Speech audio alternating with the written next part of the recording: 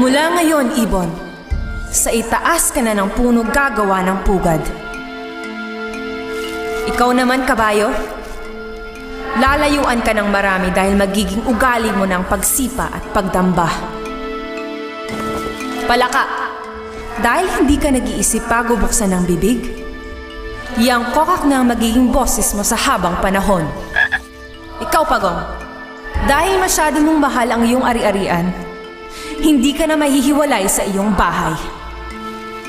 Alitap-tap, dahil naninindak ka gamit ang iyong lampara, dadalhin mo na yan habang buhay. Ikaw, Alimango, dahil tagilid kang mag-isip, mula ngayon, tagilid ka na rin maglalakad. Ikaw, Lamok, hinahatulan kita ng 1 linggong pagkakakulong dahil sa pagdala mo ng itak sa aking hukuman. At nang pakawalan, nangako siyang hahanapin ng alimango kahit saan ito magtago. Mula noon, lagi na siyang umaaligid sa lahat ng butas, kahit sa tenga ng tao.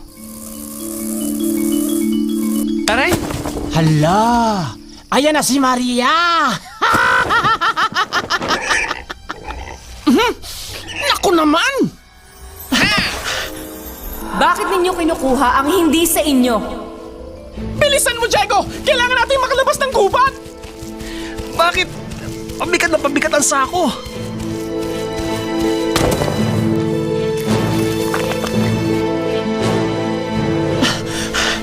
Anong nangyari sa baboy damo? Umalis na kayo bago kayo gawing baboy damo!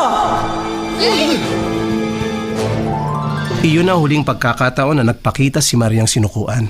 Sa pagdaan ng panahon, kinalimutan na si Mariang Sinukuan. Nawala ang tinig ng hustisya sa bundok Arayat. Pinutol ang mga puno. Hindi nilubayan ang paghuli sa mga hayop. At namayani ang kasakiman ng tao. Wala na kasi ang bantay ng kagubatan.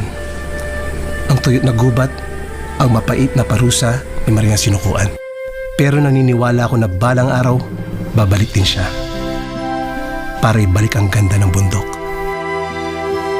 Babalik siya kapag natuto na tayong pangalagaan ang kalikasan.